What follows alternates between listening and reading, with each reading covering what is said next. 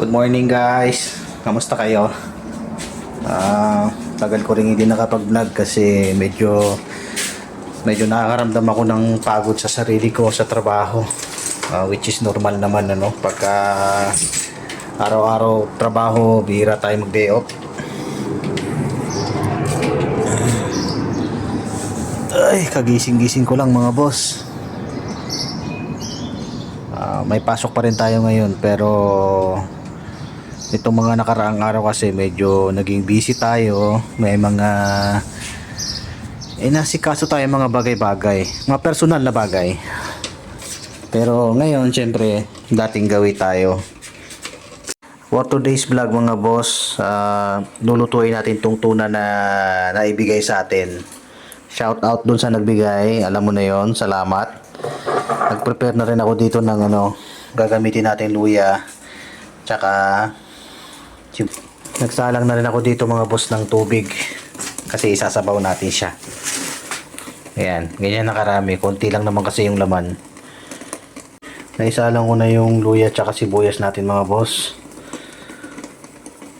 Timplahan naman natin siya ng pampalasa.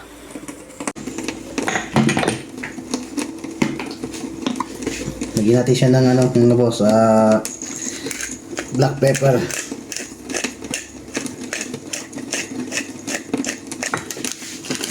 Siyempre hindi mawawala yung magic sarap.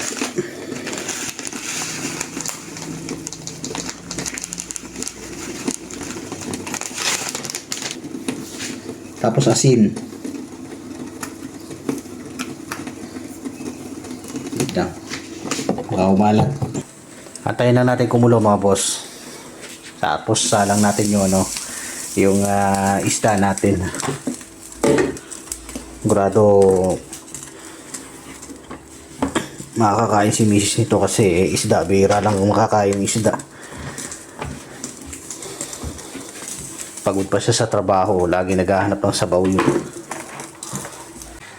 Ay, nga pala mga boss, may regalo sa akin si misis na sapatos na Adidas.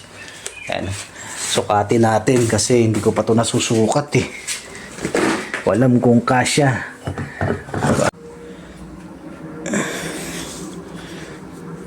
Yan, okay lang naman siya. Okay lang naman siya mga boss. Diba, yan. Pagka nagsasapatos kasi ako mga boss, hindi talaga ako mahilig yung nagme-medyas ako.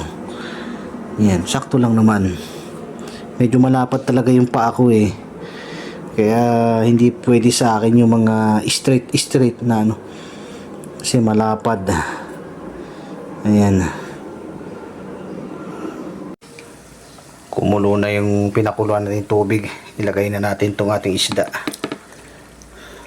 Yan. Yan na siya mga boss.